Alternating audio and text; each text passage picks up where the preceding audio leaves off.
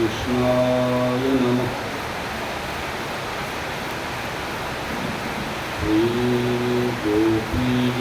श्रीगोपीजनवल्लभाय नमः।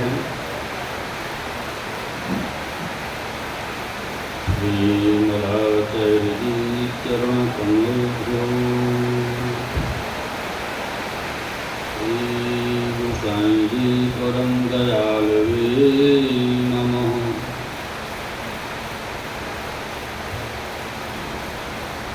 श्री आराध्यदेवताभ्यो नमः। इष्टदेवताभ्यो श्री गोवर्धनाय नमः।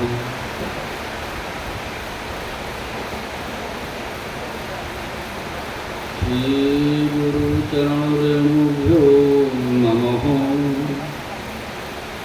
श्री मातृचरणकमलेभ्यो नमः।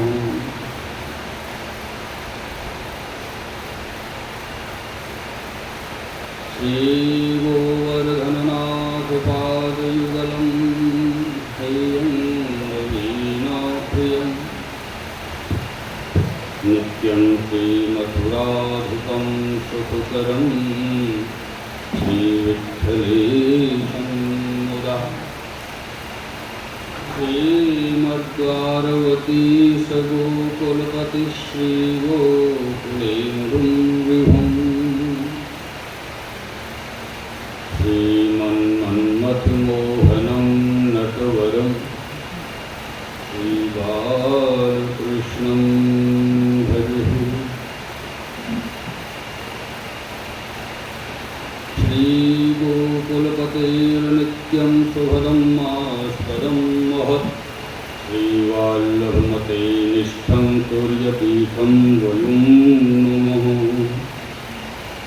श्रीवल्लभाधीश की, श्री गोसाईजी परम दयाल की, श्याम सुंदर श्यामले महारानी की, श्री गिरिराज धरण की। जय जय श्री राधे, जय जय श्री राधे, जय जय श्री राधे।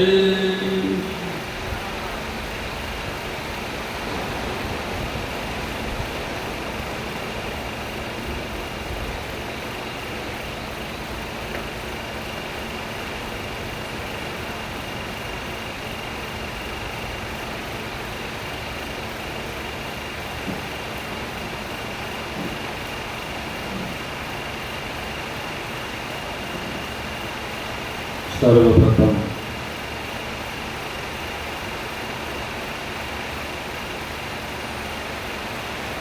परम पूज्यपाद गोस्वामी श्री आप श्री के श्री चरणारविंद में दंडवत प्रदान करते हुए आप सबको सादर भगवत वंदन। और प्रियजनों, आज आपको श्री हरि दिवस की खूब खूब शुभकामनाएं।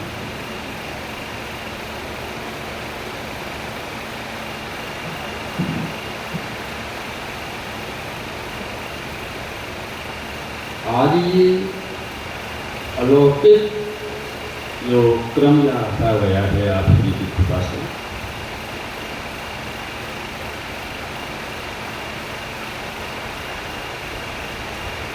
ये क्रम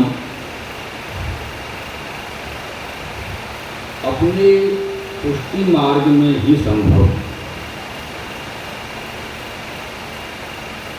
अन्यत्र। हाँ, कार्यक्रम तो सभी जगह हो, सभी लोग करें,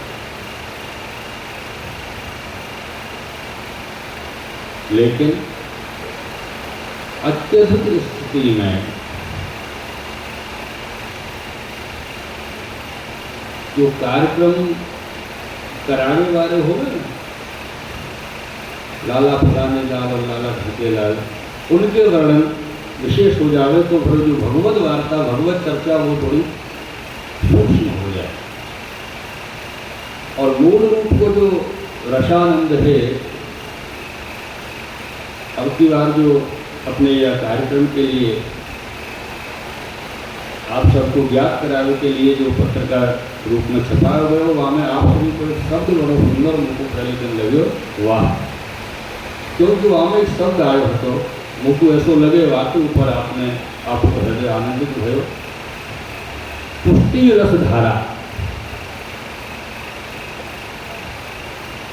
वो तो लिखो भलो आज तो आपकी कृपा से सच में हो रही है।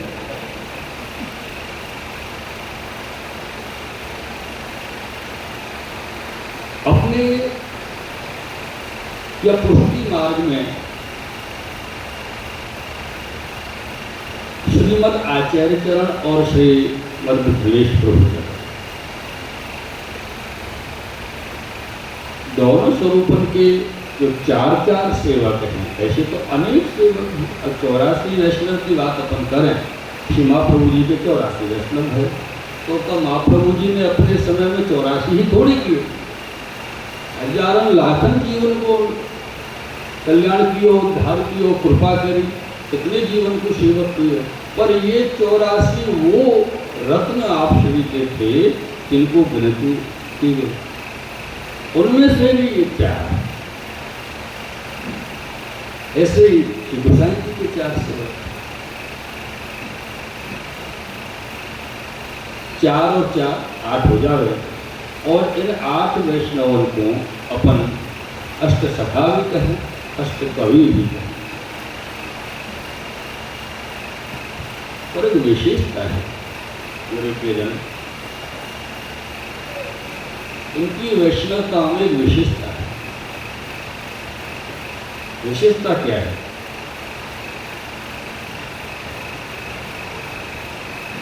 इनको जब हम स्मरण करें, श्री सूरदास जी को नाम अपन लेवे, कि कुंभदास जी को लेवे, कि नंददास जी को लेवे, कोई को भी अपन भगवत जन में से इनको नाम लेवे, तो प्राकृत स्वतः भगवत स्मरण हो जाओ। श्री ठाकुर जी को, श्री आचार्य चरण को स्मरण हमको करना नहीं पड़े, प्राकृत हो जाए, ये इनकी विशेषता है। जिन भगवदियन के नाम लेविसु, नाम स्मरण करविसु, श्री आचार्य चरण और श्री ठाकुर जी को स्मरण हो, तो वो भगवदियों को स्वरूप अपन कोशिश कर सके, वस्तु का वर्णन नहीं कर सकते, संपूर्ण वर्णन करना बड़ी मुश्किल बात है। क्योंकि जब हम कोई को देखें तो वाके बाह्य रूप को अपन देखें, वाके अंतर को अपन उतना नहीं जान सके, वो तो स्वयं ही जान सके। अभी जब मैं आयो परसों, तो श्री ठाकुर जी को विनती करके आए, प्रभु आपके जीव हैं और उनको कहा तो आप ही जानो, आपको वक्तव्य करना, वो को कछु नहीं है। ठाकुर जी को क्यों विनती की नहीं? क्योंकि इन सबके हृदय में श्री ठाकुर जी सदैव विराजे, श्री गुरुदेव श्री वल्लभ प्रभु सदैव विराजे। इनके हृदय की श्री ठाकुर जी जाने, कोई हमारे जैसे साधारण जीव कभी नहीं जान सकता।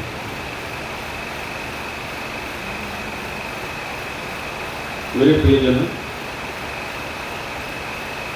ये जानवे और जनावे की जो बात है,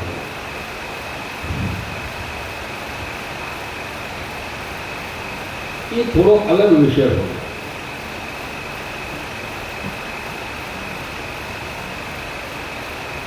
विषय है मानवे और करवे की बात है, मानवे की और करवे की, सिर्फ जानवे तक नहीं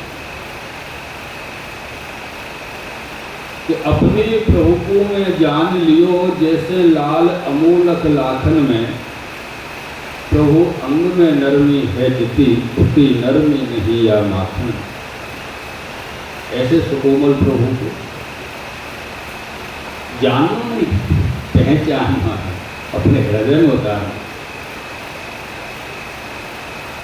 और ये आनंद जो आज अपन सब एकत्रित या आनंद के लिए लेवे के लिए भय है,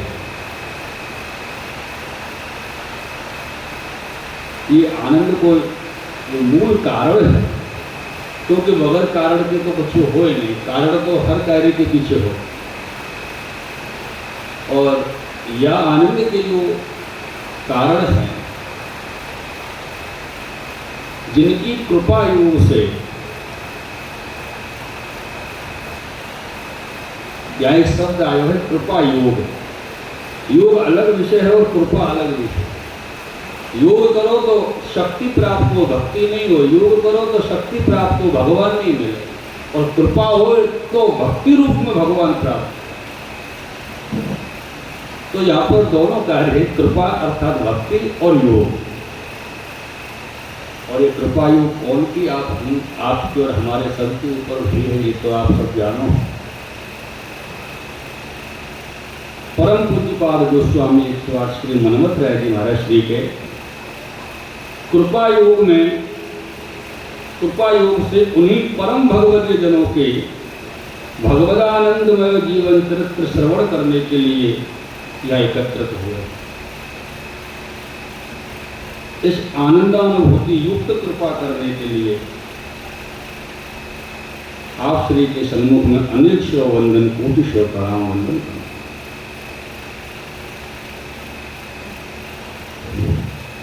क्योंकि अपन के ना ठाकुर जी की कृपा अपना बधु पता ही दीजिए।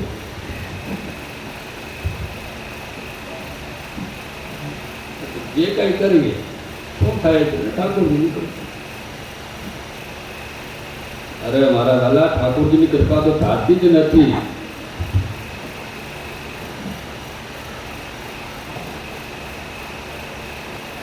अपने यहाँ तो सबसे पहले श्री आचार्य चरण की कृपा, तो ठाकुर जी पीछे पीछे आ।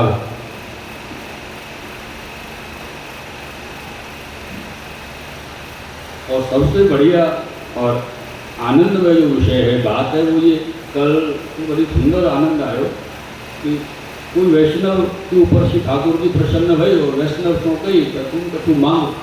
तो वैष्णव ने कही कि महाराज देनो चाहो तो ये दो कि मैं श्री गोसाई जी के शील की सेवा करूँ। ऐसा और कहीं सुने हुआ था कि भगवान कछु मांगने की कहे और अपन गुरुदेव की सेवा मांगे, ऐसा तो कहीं नहीं होगा। अपन तो गुरुदेव के पास जाए, भगवान के पास जाए और कोई तीसरा हो बाकी पास जाए, निष्ठ लेके जाए। ये अपनी व्यवस्था महाराज आप कर दो हमारे।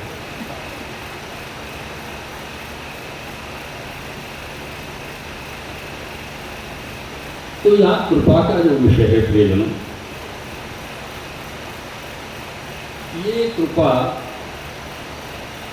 को मार्ग है, क्योंकि यह मार्ग को नाम भी कृपा मार्ग है। अपने पुष्टि मार्ग के अनेक नाम हैं, दूती मार्ग ही कहें। दूती आप जानो ना सर, जो यहाँ से वहाँ करती होगा तो नाम दूती। पर ऐसी वाली दूती को मार्ग नहीं, ये जीव की विनती, जीव की भलामन ठाकुर जी और श्री गुरुदेव के सामने जाके, श्री महाप्रभु जी के सामने जाके करे, वो वाली दूती को मार्ग है। या की बुराई वासे करनी, वो वाली दूती। जैसे कि आजकल अनेक लोगों में एक प्रचलन चल गया है, कोई व्यक्ति हो यहाँ से वहां की बात करे तो कौन है, बोले नारद जी। अब नारद जी की बराबरी कैसे कराए भैया, संभव नहीं है।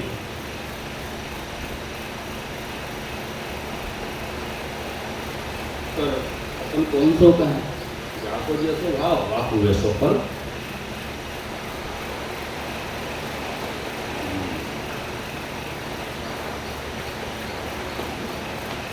पहले नहीं है तो अभी आ रहा, तो थोड़ा ठीक दिख जाए।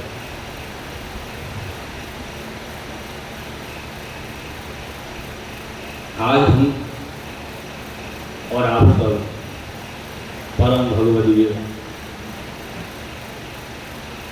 श्री सूरदास जी की बात श्रवण करेंगे।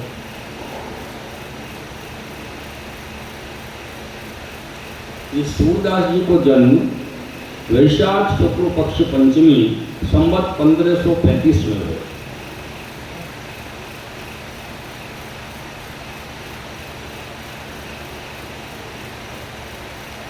ये सूरदास जी कुछ साधारण वैष्णव या साधारण जीव नहीं है।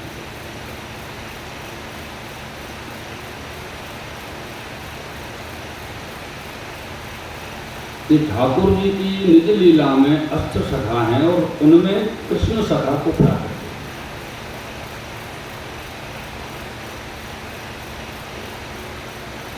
यहां भी एक संदेह विषयक बात आ गई। संदेह ये हो कि जो निकुंज लीला में तो सखी जन को अनुभव है, तो वहां सखा नहीं। और सूरदास जी ने वैश्य लीला बिना सूरदास जी को ये सब अनुभव कैसे हुए, ये संदेह प्रकार यहाँ पर है। तो वहां ये कहे कि श्री ठाकुर जी जब वन में गोचरण के लिए पधारे और गोपीजन विरह को गान करें, श्री ठाकुर जी वापस पधारे तो गोपीजन दर्शन करें, और जब ये घर में शाम को या रात्रि को गोपीजन चर्चा जब करें, उनको श्रवण जो करें कि सखा घर में, वह श्रवण के लीला को भाव उत्पन्न हो, श्रवण करें। वास्तव में यही रात्रि की लीला में मुझे सखी प्रकरण में सम्मिलित है। दिवस की लीला अलग और रात्रि की लीला, क्योंकि कुंज में सखी जन के दो स्वरूप हैं, पुरुष भाव की सखा और स्त्री भाव की सखी। दिन में ठाकुर जी की लीला को जो अनुभव है वो सखा भाव से सखा द्वारा है, और रात्रि में सखी भाव द्वारा ठाकुर जी की लीला को अनुभव आपके है। एक विशेष बात ये भी है कि जो गोपी जन हैं वो कोई साधारण गोपी जन नहीं, वो वेद की ऋचा है, वेद की ऋचा। और इनके जो पति हैं वो देखवे मात्र हैं। गोपीजन कैसी है, जैसे भुनो अन्न हो ना, भुनो हो अन्न, गेहूं जौ चना इत्यादि को अपन भून दे रहे, तो भुने अन्न को अगर खेती में डालो तो वो उपजे नहीं। ऐसे गोपीजन है, यानी कि इनके कोई प्रकार की संतति को कोई प्रकार नहीं है, प्रमाण नहीं है, क्योंकि ये एकदम कोई भी लौकिक प्रकार की शक्ति, लौकिक स्मरण, लौकिक भाव, कुछ स्पर्श नहीं है इनके जीवन में प्रिय। भुने अन्न की तरह है। या प्रकार से ये सब गोपीजन के भाव।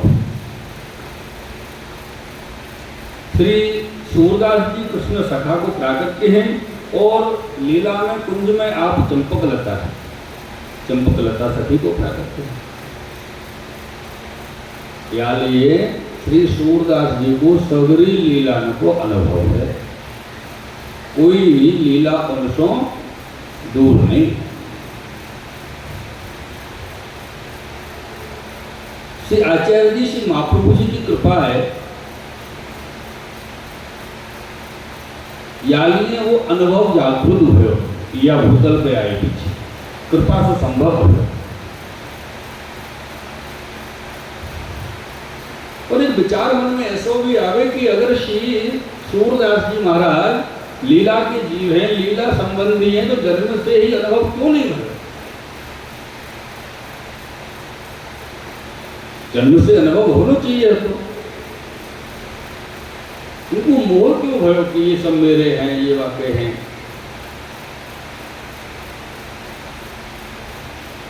यहाँ बड़ा सुंदर भाव है कि ये ठाकुर जी के निज जीव हैं।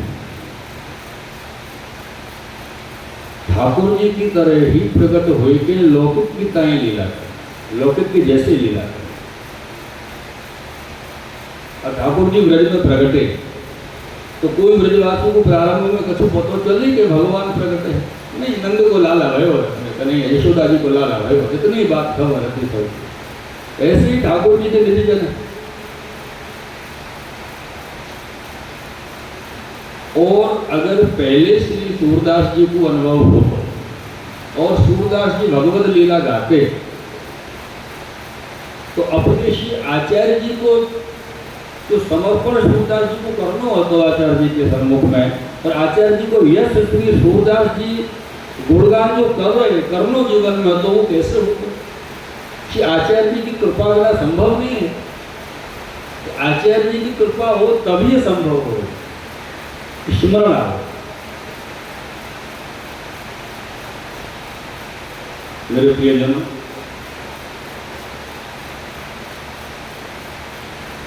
एक उदाहरण के तौर पे मानवीय लीला के रूप में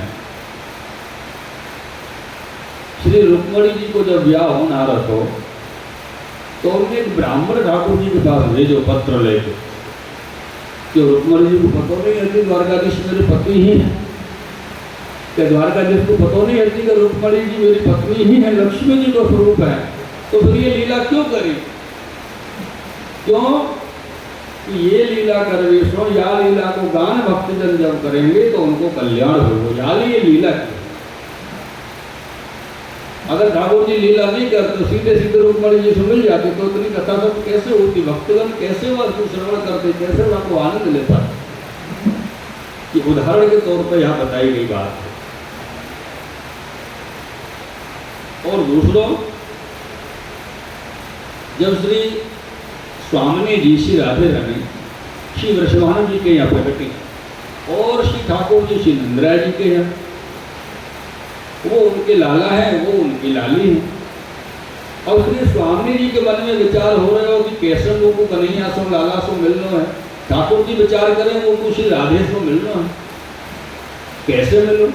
अब ये कैसे मिलो को जो प्रश्न है बहुत बड़ी बात है कि ठाकुर जी को मिलने में कोई व्यवधान है या स्वामी जी को मिलने में कोई व्यवधान हो सके? नहीं हो सकता। लेकिन ये बाह्य लीला, जैसे कि अरे ठाकुर जी बड़े परेशान हैं और ठाकुर जी तो चिंता कर रहे हैं, ठाकुर जी वन में भ्रमण कर रहे हैं और बरसाना की गलियन में घूम रहे हैं कि कैसे करके दादा जी को मुख दिख जाए। तो ये क्या है? ये भक्तन के ऊपर कृपा करने के लिए लीला प्रकार है।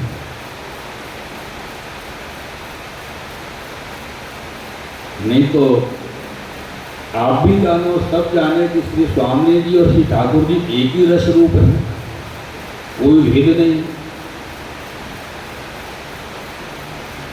या प्रकार से सूरदास जी के विषय में चर्चा हुई। सूरदास जी जगत में प्रकट हुए पर अवै श्री सूरदास जी को लीला को ज्ञान नहीं है। ये सूरदास जी दिल्ली के पास एक गांव है सीही, वहां आपको जन्म हुआ सीह में। बहुत ही निष्कंचन ब्राह्मण के यहाँ, कोई द्रव्यवान ब्राह्मण नहीं रहते इनके पिता जी। एक तो निष्कंचन, पहले से 3 पुत्र उनके हते, चौथे श्री सूरदास जी हो। और विशेषता का भी ये जो सूरदास जी हैं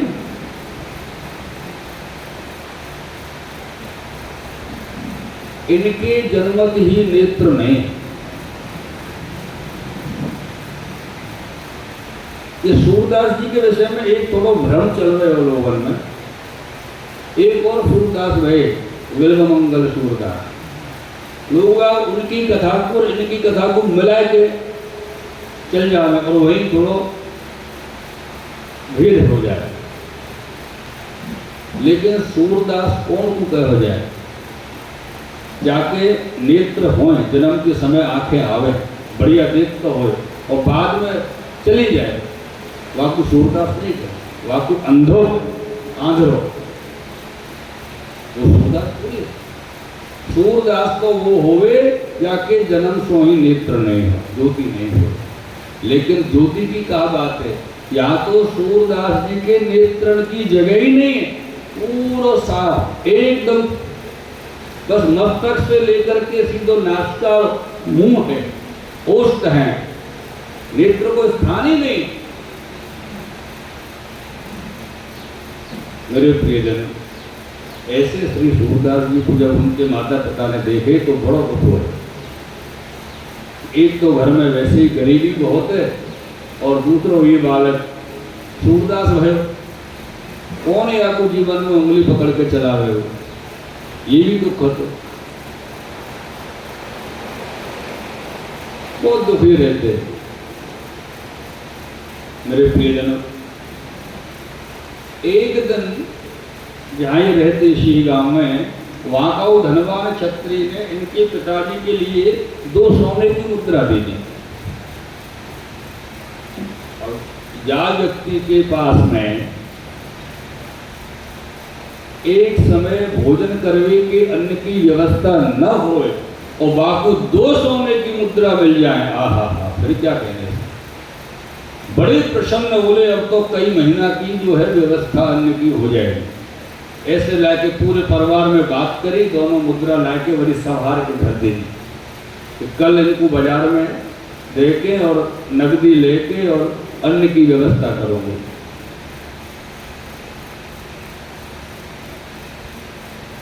रात्रि को जब वो सोए, एक चूहा, अपन ब्रजभाषा में कहे मूसो, हाँ मूसो आयो और वह 2 मुद्रन की जो गठरी कपड़ा में बांध के रखी वाकु ले गए। श्री गोवर्धन नाथ की जय, लाडले लाल की जय। मेरे प्रियजनों, वो मूसा ले गए।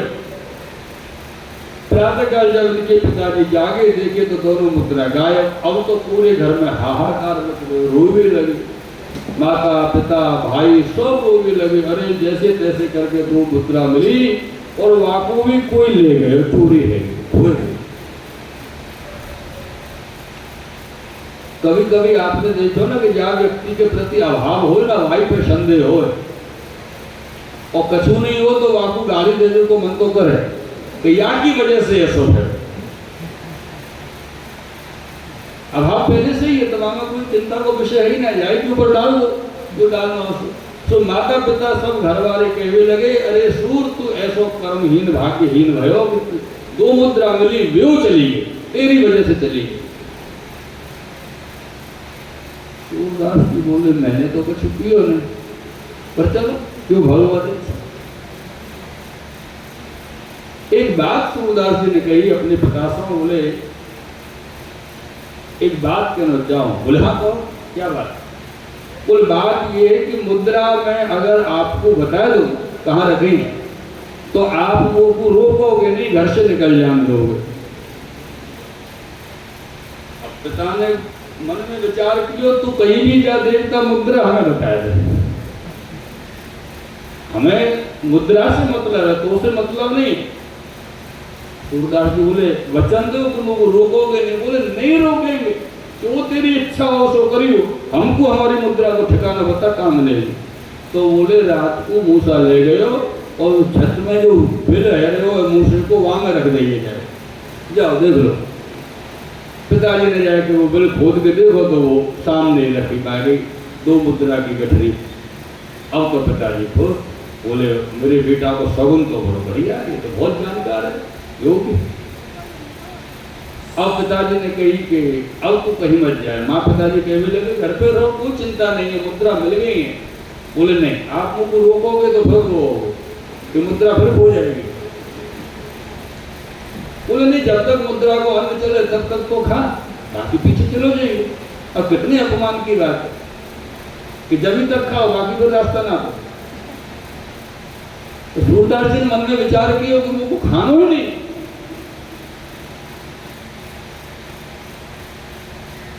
और ये वहां से चले। कछु लेके नहीं चले, मात्र एक छड़ी अपने हाथ में ली और वहां से सूरदास जी अपने गांव सिंह से आगे चले।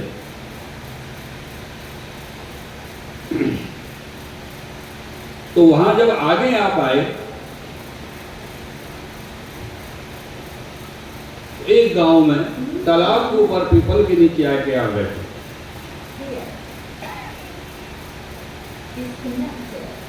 मेरे प्रियजनों,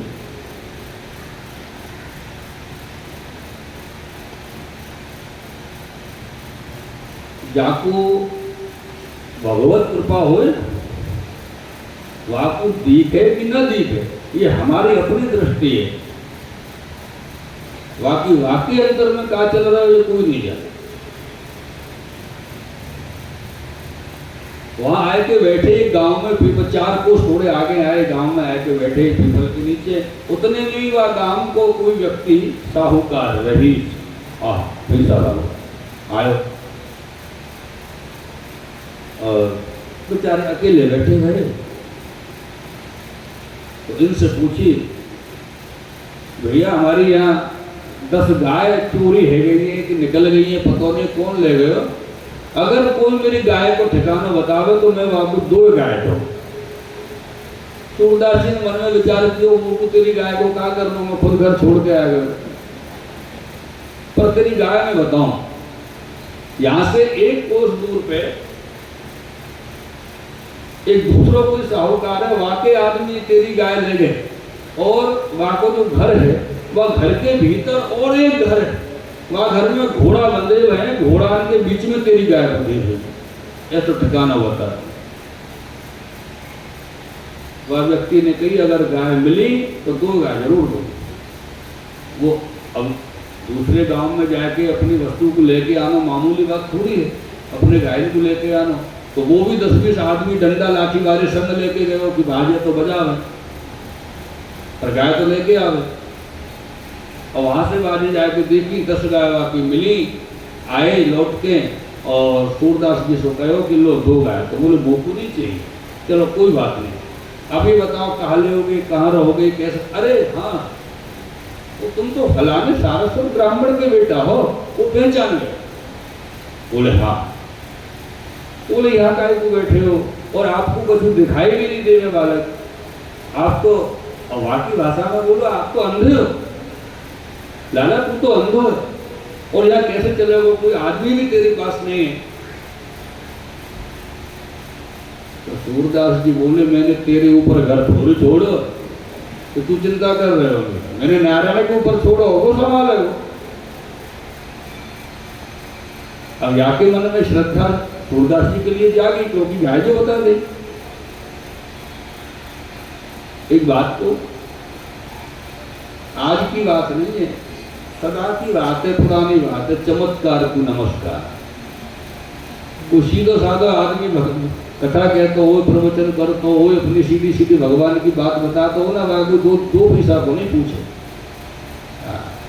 और नेक चमत्कार कर दे वाले तथास्तु भूत कर गए, सोच वहां पर देखो फिर कितनी लाइन लगे।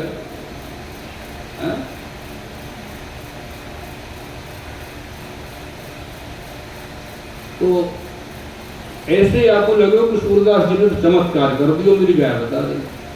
तो बोले मैं आपको घर पर दाल रोटी बनी है भोजन लेके आऊं। सूरदास जी ने कही कि ना, मैं रास्ता की चली रोटी नहीं खाऊं। तो बेचारो घर गए, पूड़ी बनवाई बढ़िया, पूड़ी और दूध और सब लेके वस्तु आयो, भोजन कराए और इनके लिए दूसरे दिन एक झोंपड़ी छाई गई, छान डाल गई। एक व्यक्ति छोड़ दियो सेवा में, जब एक व्यक्ति सेवा में छोड़ दियो और छान डाल रही और पूरे गांव में वर्णन किया। ये एक बात जरूर होनी चाहिए सबके अंदर, पता नहीं होनी चाहिए कि नहीं होनी चाहिए, कि भाई देखो वो फलाने को छोरा आयो, मैं वहां को रोज भोजन कराऊं, मैं वहां के लिए आदमी भी रखो, वहां को मैंने झोंपड़ी भी छड़ा दी है, और वहां को वर्णन तो करना को नहीं करना, अपनों जरूर करना कि मैं वहां के लिए ये कर रहे हो। और सगुन बहुत अच्छा होगा बालक को, जाको जो पूछना हो तो पूछो। अब तो सूरदास जी छाए गए, पूरे गांव के लोग पूछवे आवे और जाको बतावे वाको सब सही हो, वो वस्तु बाकी मिल जाए, और क्या चाहिए गांव वाले में। अब तो सूरदास स्वामी हो, सब लोग गांव में स्वामी जी करके बात करने लगे, यश बढ़ने लगे सूरदास जी। तो सूरदास जी स्वामी हो गए और गांव में कोई को दीक्षा लेने की इच्छा हो ना, कंठी गले में बांधनी हो तो कहाँ जा, बोले सूरदास जी से दीक्षा ले ले। सूरदास जी सबको दीक्षा देने लगे, कंठी बांधने लगे, सबको चेला बना दिए पूरे गांव। ऐसे करते करते सूरदास जी वह गांव में 12 वर्ष रहे। जब आए तब 6 वर्ष के और 12 वर्ष रहे तो 18 वर्ष के हो गए। जो झोपड़ी बनाई ना वह गांव के धनी व्यक्ति ने, अब तो धीरे धीरे सूरदास जी ने झोपड़ी वोपड़ी सब हटाया दे, भैया घर बनायो सुंदर, तुम द्रव्य एकत्र भयो, अन्न धन वस्त्र सब आए। एक दिन श्री सूरदास जी महाराज रात्रि को जब सो रहे तो सोते सोते मन में विचार आया कि मैंने घर क्यों छोड़ा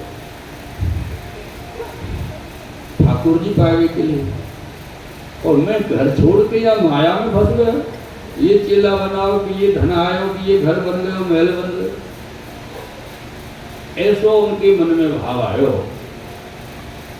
और विचार किया कि अब तो कब सुबह हो, कब सूरज निकले और कब मैं यहां से जाऊं। ऐसे करके सूरदास जी मन में विचार करें।